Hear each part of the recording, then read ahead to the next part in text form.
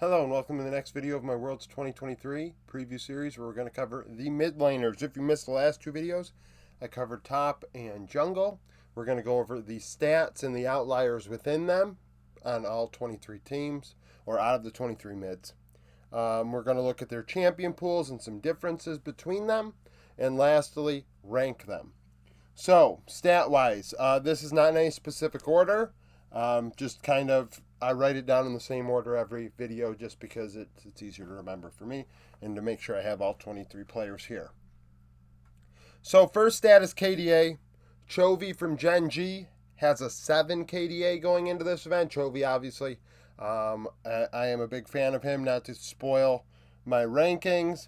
Arya from DFM, Detonation Focused Me out of Japan, 6.5. We saw Steel with a good KDA yesterday. And then Maple has the best one from PSG Talent, 7.8. Yes, that is Anyone's Legend Maple. That is TSM Maple. And also Flash Wolves Maple. So he is back in the PCS and was dominant immediately. The three lowest KDAs. We have Nuke from BDS, 3.3. We have Faker with 3. Facilitator oriented, died a lot. And then Niski, 2.7 for Mad Lions, another facilitator oriented mid. But still, those KDAs are trash. Not very good. CS per minute. So who is getting the most farm? Well, it's not going to shock you that Chovy leads the way at 9.3. He is pacing everybody here. Then Jimian from CFO, CTBC Flying Oyster out of the PCS, 9.2. This is his first event. And then Arya from DFM, 9.2. The three lowest, Nuke from BDS, 8.4. We have Tinones from Loud, 8.3. And then Yagao from BLG, 8.1. They're giving up 1 CS per minute to the other 3. And you could say, yeah, well, cross-regional and this and that. If Yagao faces Chovy, and people are going to say, but look at MSI. So based on Summer's meta and based on Worlds, what could happen here? Chovy could outpace Yagao by 12 CS at 10 minutes. That's what this tells me. And hell, Jimian might be able to get 8 CS ahead of Nuke by 10 minutes, 12 CS by 15 minutes. Theoretically, that is possible. Arya as well. Arya is a major region level talent. We saw him with KT last year, and then being exported out. So there are some strong players that have high CS per minutes here. The highest KPs, Scout, 72.9 from LNG. Eminez from C9, 71.3. And the highest, the biggest facilitator, the most involved in his team's kills, Palafox from NRG, 76.2%. So that is over 3 out of every 4 kills. The 3 lowest, Caps from G2, 64%. Tinones from Loud, 62.5. And then Niski, 59.6. So we have Tinones, has a low CS per minute and then a very low KP. So he's not farming, and he's also not actually getting kills. And a lot of people like to say, but Tinones goes around the rift, he makes things happen, this or that. In summer, it just wasn't the case. The numbers say what they say. You can say, oh, well, I saw this, and it's like, yeah, well, a lot of Loud successes are coming away from Tinones relative to other mids here. And then Cap, 64%. G2 vary all over the place, so that does make sense. And he does get CS. So this is really interesting. Palafox so much higher than Niski. It's a 17% difference, roughly. Gold per minute. So who's getting the most resources outright? Caps, 460 gold per minute, leads this tournament. Arya from DFM, 459, makes sense with all the CS. And then Myru from Rainbow 7, a Korean import, has 442 gold per minute. The 3 lowest, Faker, 404 for T1. Niski, 406 for Mad Lions. And Nuke, 399 for BDS. Nuke is not a surprise, neither is Faker. And then Niski may farm a bit, but actually isn't involved in kills a lot, so he's not getting gold gold from kills or assists. Now we're going to take that gold and we're going to do it relative to the team. How much of the team's share is the player getting? So how important are they in terms of resources? The three highest, we have Humanoid from Fnatic. 23.5% of the team's gold goes to him. Palafox from NRG, 23.6. Arya, 23.8 for DFM. So those three players are solidly B carries. And by that I mean an A-B situation where somebody is getting 24-ish% and they're getting high 23s. And it could be either or who actually is dealing, who's actually getting the resources in those games for those teams. Now the three lowest, these are clearly third-tier carries on their team. Yagao, 21%. Makes sense. We just saw Shun, very high gold percentage. Bin, high gold percentage. BDD and Faker, 21.5%. This is not a surprise.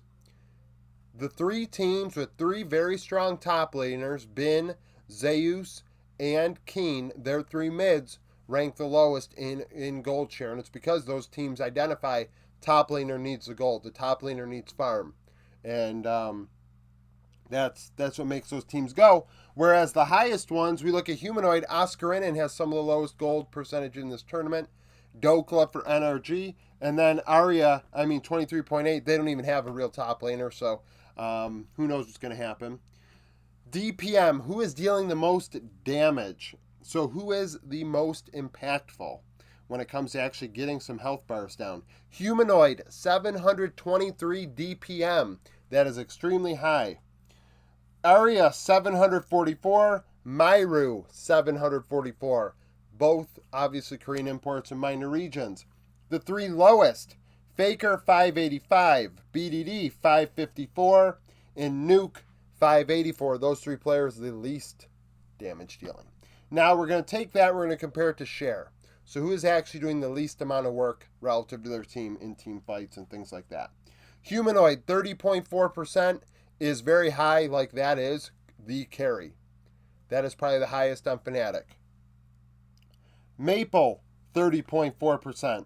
And then Myru, 29.8%. So those three players are the carries for their team.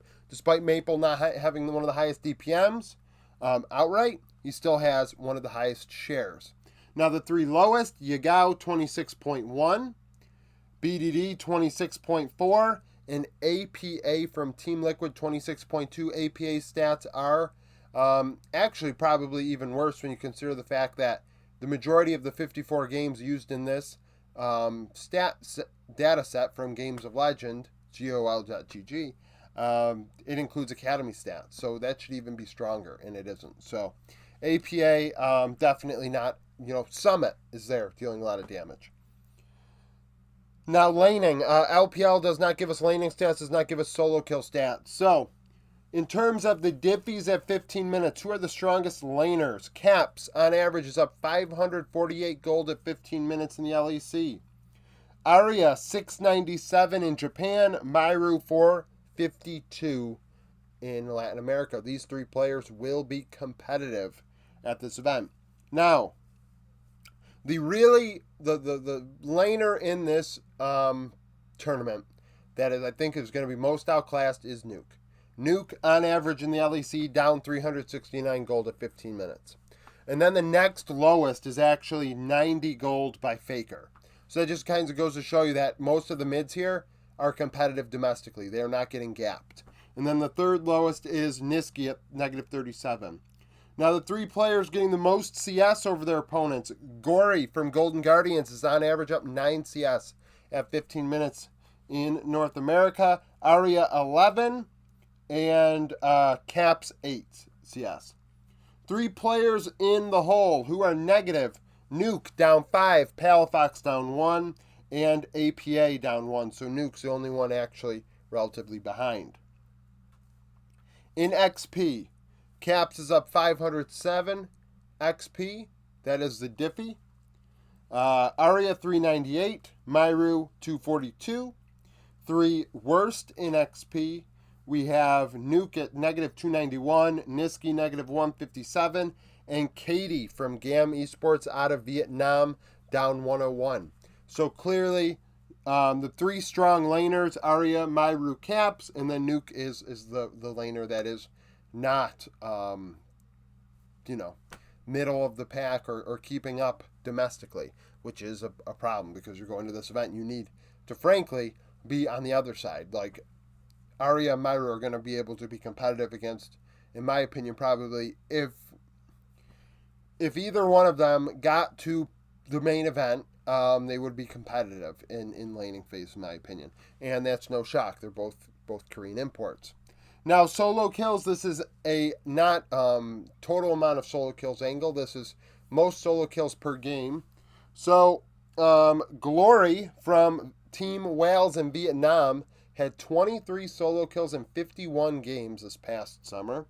Arya, 11 and 27. Myru, 14 and 27. The three most passive mid laners at this event are all from the LCK.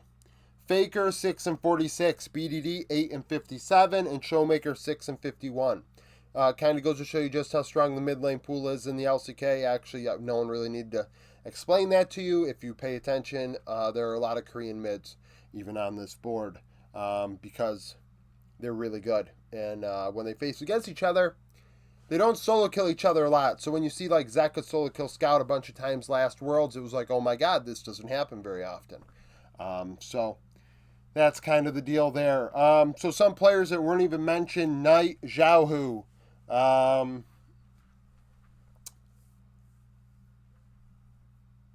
That might be it. That might be the only players that don't get their names mentioned here. Yeah. It's just Knight and Xiaohu because they don't have a stat that's third highest, top three, or bottom three. So that's it for the stats. Now on to the champion pools. Okay, now as far as the champion pools are concerned, the bottom part is just going to be for me. I know you can't read it. Can't read most of this board. We're just going to identify who the three most played champions are by a player, and then some unique picks. At the top of the board, we have Palafox. He played more champions than anybody else at this event. Actually, that's a lie. The top 4 or 5 all played 14 champions. So they have the most diverse champion pools from summer. The lowest, Maple and Knight, have the least diverse champion usage. So Palafox played Azir, Jace, LeBlanc the most. Some unique picks by him. He played Lucian, Aurelion Sol, Yone, and those three really are unique. Syndra, less than half the players here played Syndra this past split. Eminez from Cloud9. His three most played, Jace, Tristana, Annie. Some uniqueness out of Eminez's champion pool. We see Zeri mid, Oriana, Lissandra, and Corki. So Zeri, Lissandra, Oriana, Corki. All 4 interesting picks. He also played a bit of Yone and Kesa. And actually, LCS mids don't stop there. So APA, remember, this includes some Academy stats. So Academy usage as well. He played Tristana, Nico, and Cassiopeia as his 3 most played. Yes, a Cassiopeia enjoyer if you do not follow the LCS. APA also played a bit of Aurelion Sol himself, K'Sante mid, Ziggs, Twisted Fate, Nautilus, Victor, and Xerath. That was a lot. Nautilus, Victor, Xerath, Ziggs, TF. I mean, APA plays a lot of different stuff. And that is a vibe, right? When I keep saying it, I say it all the time. If you have a player that's willing to pull out some crazy shit, now the other team kind of has to respect that. They have to think about it for a second, like in draft, hey, this guy might just pull out Ziggs. And we have to kind of be aware of that, where no one else is going to pull Ziggs out at this tournament. So it's definitely something to note. Glory from Team Wales, a player that I'm looking forward to watching. Azir, Ari, and Nico are his 3 most played this past split. Some uniqueness out of his champion pool. Victor, Silas, Rise, Syndra, Yone. He also played Gragas. Palafox and Eminez did as well. There weren't a ton of Gragases. I just kind of overlooked that. Glory also played Talia. And I think I may have mentioned he played Victor. Tinons from Loud from Brazil. LeBlanc, Syndra, and Ari. Yeah. LeBlanc, Syndra, and Ari were Tinon's most played champions. Some uniqueness out of his pool, he played Swain. Nobody else played Swain this past split. Zareth, Cassiopeia, Lysandra. Some interesting stuff out of Tinons. Xiaohu from Weibo. We've got Azir listed here. We have Tristana mid and Annie were his 3 most played. Some uniqueness out of Xiaohu's champion pool. We have a Victor. We have Corki. Tinon's also played Corki. Gragas and Yone. So some uniqueness to his champion pool as well. Humanoid from Fnatic. Jace, Tristana, Syndra. One of his most played champions. Not a ton of Syndras. Gonna be, well, yeah, not a ton of Syndras. I think there's a couple at this event. Yeah. Okay. So some uniqueness out of Humanoid's champion pool. We have Lysandra. We have Zareth. We have Talia. And he also played Rise. I've got down here. He played Rise. Only one of 2 players to join Glory on that champion. Showmaker from D plus Kia. Azir, Jace, and Annie were his 3 most played. Some uniqueness out of Showmaker. He played the Zareth. He played Corki. And he played Aurelian Soul this past split. Even played a bit of Yone as well. Silas, another pick by Showmaker. Gory, Golden Guardians, Azir, Jace, and Silas were one of his most played champions. So we have an orange X towards the bottom. Gory's champion pool, we have Lysandra. We have K'Sante, which I really don't like when he's on K'Sante. And Yone has some interesting picks out of Gory. Chovy from Genji. Azir. Syndra, looks like. No, it's Azir, Tristana. This glare is screwing with me. Azir, Tristana, and Annie were his 3 most played champions. Some uniqueness out of Chovy now. Zeri? No, K'Sante, sorry. He played K'Sante. He also played Gragas mid. Not a ton of Gragases, just a few. And Yone out of Chovy. Faker, T1. A lot of Azir games for Faker, a lot of Jace games, and a ton of Annie games. So the facilitating Annie there. Faker also played Zareth. He played Cassiopeia. He played Corki. So some Cassiopeia, some Corki, some Zareth. Honestly, Zareth isn't as rare as I originally anticipated. It was the split of Zareths. BDD, KT Rolster, we got Azir. We've got Annie, and we have Nico is one of his most played. So another Nico enjoyer in BDD. Something interesting out of BDD, we have Zareth, Twisted Fate, a BDD special is also listed here. Vigar, the only Vigar enjoyer at this event. Chovy also played Silas, I didn't mention. Gory played Akali. Only 2 people at this event have played Akali this past split, Gory and 1 more. Caps from G2, LeBlanc, Tristana, and Nico were his 3 most played. Caps' champion pool was not overly unique, honestly. We have Cassiopeia here. We have Lucian and Yone. So Yone, Lucian, and Cassiopeia. Katie, Gam Esports from Vietnam. You'd expect a wide champion pool too, but not really. Jace, Syndra, and Annie Ari were his most played, so a big Syndra enjoyer, something to make note of. Katie also played Victor and Lucian this past split. Arya from DFM, Azir, Kesa, and Nico were his 3 most played. Uniqueness out of his champion pool, I mean, he played Kesante. He played Yone, it looks like, but his champion pool is not overly expansive, if you could, I guess that's the word. Towards the bottom of the list, it's not that wild. He did play Kiana, though. That's at the bottom of the board. Almost missed it. So he played Kiana. Nobody else at this tournament played Kiana this past split.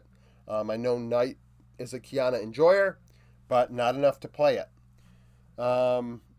Myru from Rainbow 7. We have Azir as one of his most played. We have Ari and Akali, the other Akali enjoyer, and not just an enjoyer, but one of his most leaned on champions.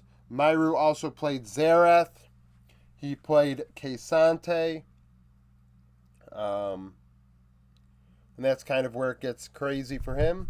Niski, Mad Lions, Azir, LeBlanc, and Ari were his 3 most played. Something unique out of Niski's champion pool, he played Twisted Fate, which is a Niski special. He played Talia as well, and Yone. So that is not a Yone. Imagine Niski on Yone. No, that was incorrect. Gragas is a Niski special. Nuke from BDS, from the LEC. Azir, Jace, and way over here,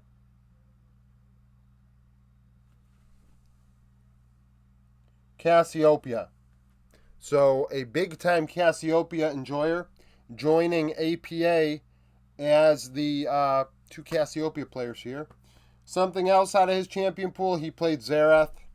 Played a bit of Syndra. Jimian from PCS, Azir, Jace, and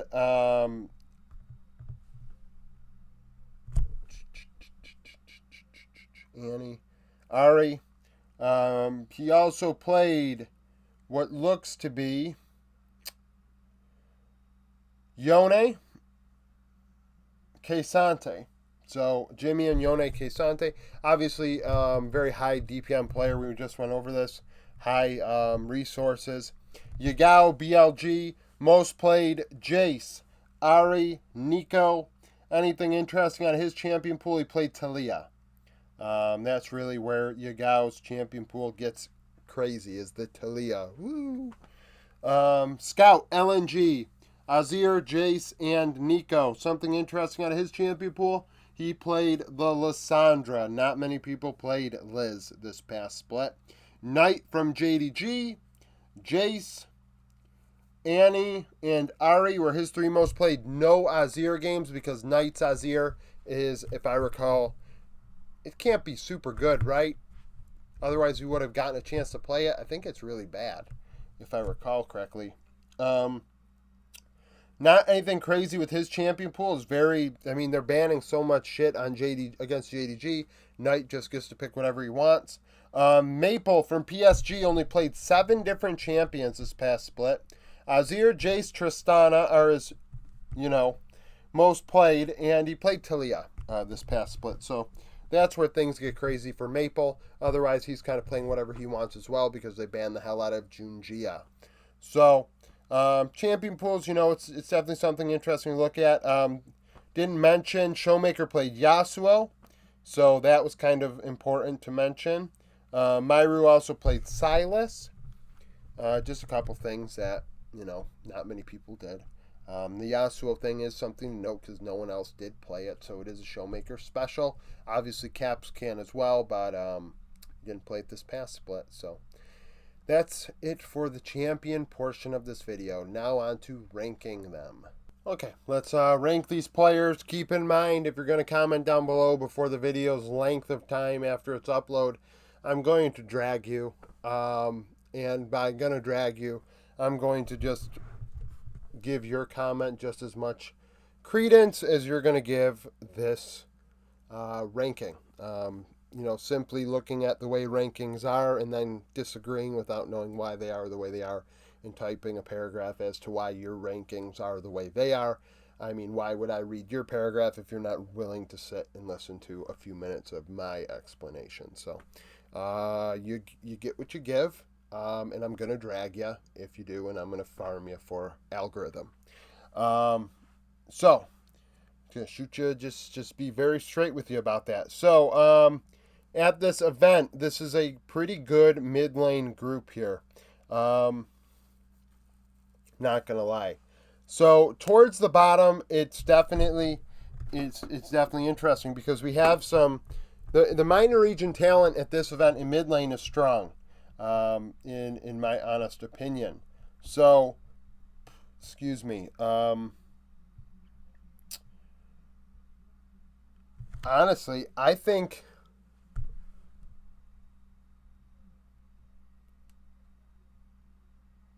Katie could be the worst mid here.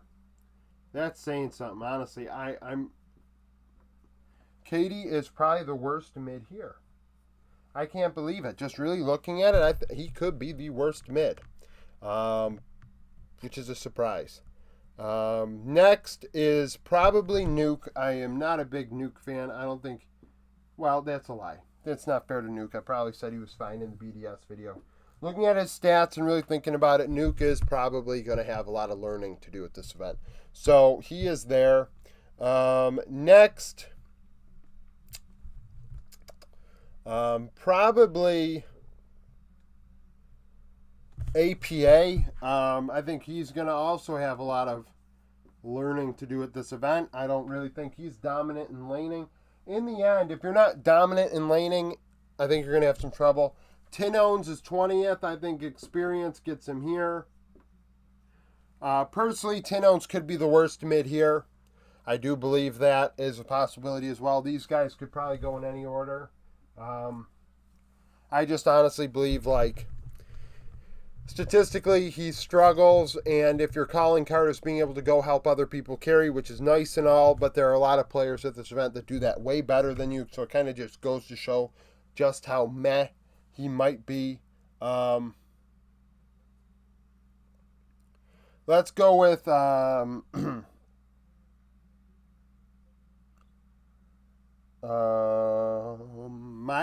19th. Curious how he does. I was not super impressed with him at MSI, and I'd like him to show more. After that, I have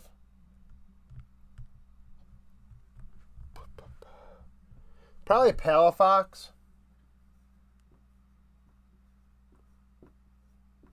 Wide champion pool is something to benefit him, but I just think at this event there are going to be a lot better laners than him.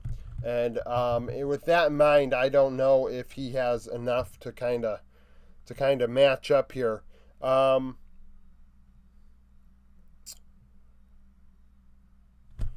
next is Glory. I am curious how he's going to do. This is a player that I think in this role offers even more than APA and Nuke in terms of this is your first time here. You're a young player. Let's see how you do. And I'm really excited about his performance in the play-in stage. I think that he has a lot to offer, and it could really shake some things up.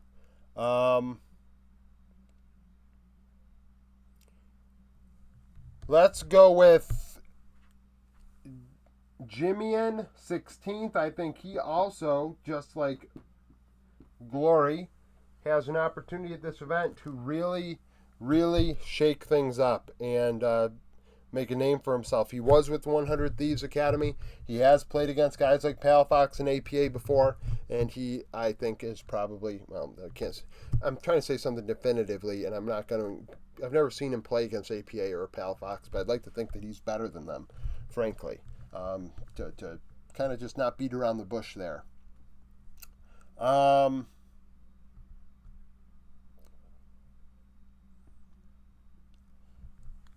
I'm going to put Eminez 15th. Eminez is very coin flippy. he might be able to, like, you know, think of like a better Robo but mid lane, in that he could just coin flip a matchup against probably one of these mids in that range that are slightly better than him and win a matchup, but he also could like coin flip and lose to like these guys. Like, it's entirely a thing that's possible with Eminez. So next I have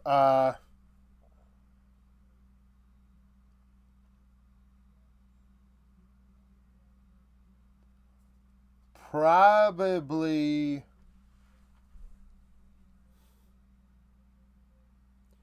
Niski. I think Niski is a pure facilitator, and with that is limited international. You saw his international stats are not super great. Next, I'm going to go Arya.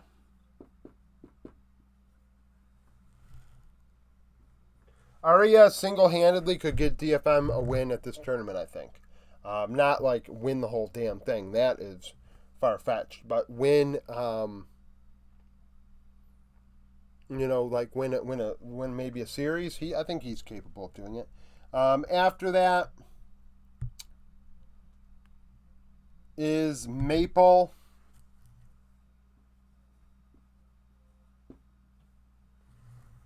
Maple, obviously an excellent player, a well-versed player, can do it all. Champion pool, obviously very small this past summer, but it just goes to show you how good he is. Even how he did in the LPL and LCS with standing. PSG historically have taken games. Like, the thing is, like, people want to talk shit about minor regions, and specifically the LCS. If you look historically, minor regions beat the LEC more than they beat the LCS. The last few years at least. So it is definitely something interesting to make note of.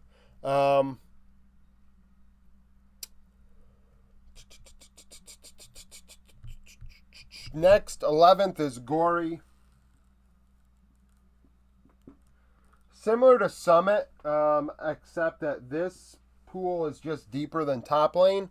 The second tier players, third tier players in mid are just more so than in top lane. But Gory is very similar to Summit. And I think Gory is Eastern level on a bad team. But, I mean, he's better than some of the terrible LPL mids I saw this past split. I'll be honest with you. There were some pretty bad ones. So, Gory, I think, is just fine at this event. He's not going to look out of place. He's very competitive. 1,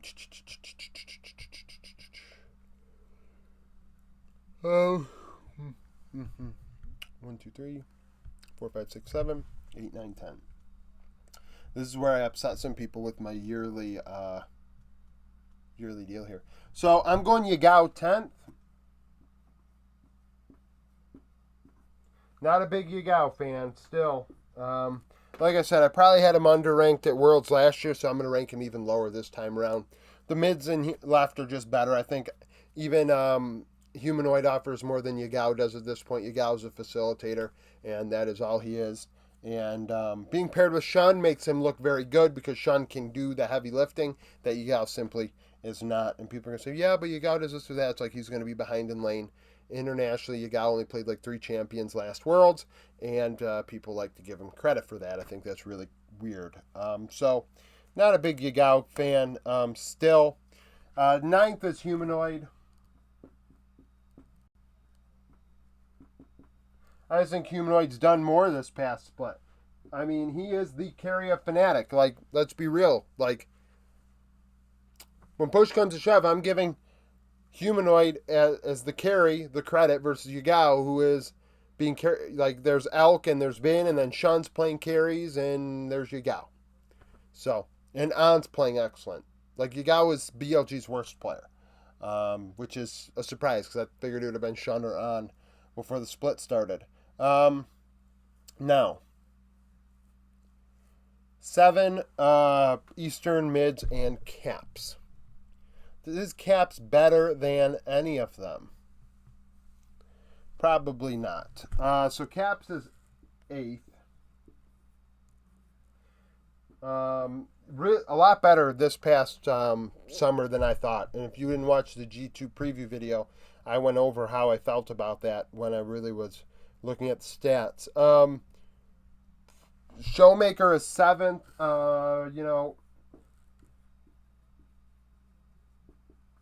I think Showmaker is still excellent.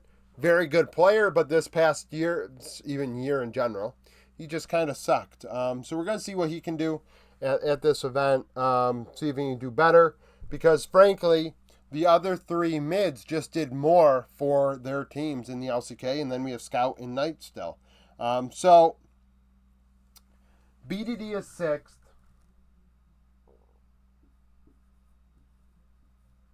Xiaohu is 5th. Faker 4th.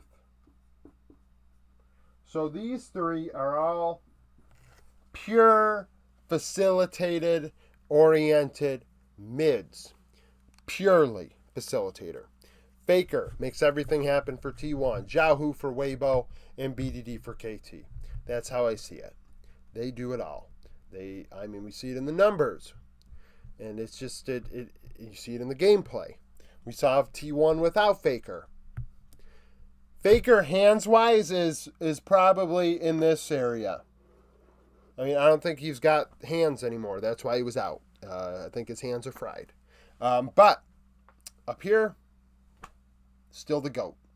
Running that team. Now, maybe if he was on a team of players that he didn't have to micromanage to get wins, who knows where his hands would be at. But right now, he's pressing the whatever key to bring the screen over, whichever key he's got key binded, right? To be looking at all his teammates all at the same time. Like, oh, we're going to make sure everyone's farming and doing what they're supposed to do. That's Faker. It's crazy, really. Next is Scout 3rd. Chovy. Knight. I think depending on who you ask, that top 3 is in a different order. And, I think it's a viable argument. I don't think anyone can say definitively what the ranking is. To me, this is it. I think Chovy showed this past split and year in general how much of a facilitator he can be to bring Pays along, Doran becoming a carry-oriented player, Peanut getting more resources. Chovy has become more well-rounded, and that's scary as fuck if I am any team looking at Gen G. Knight is excellent. He actually leads JDG in damage share over Ruler. He is the one doing the damage. He's excellent. He's just as good as Chovy. So, like I said, it could be any order. And frankly, Scout this past summer probably was the best mid in the world. But going into this event with the meta possibly shifting a bit, Scout's going to be 3rd. And I think that, like I said, it could be any order between those 3. I just think it's clearly those 3, without question. So that's it for this video. Thank you for watching. If you liked the video, like it, subscribe to the channel for daily League of Legends content. Follow me on Twitter, join the Discord, become a YouTube supporter, and thank you for watching.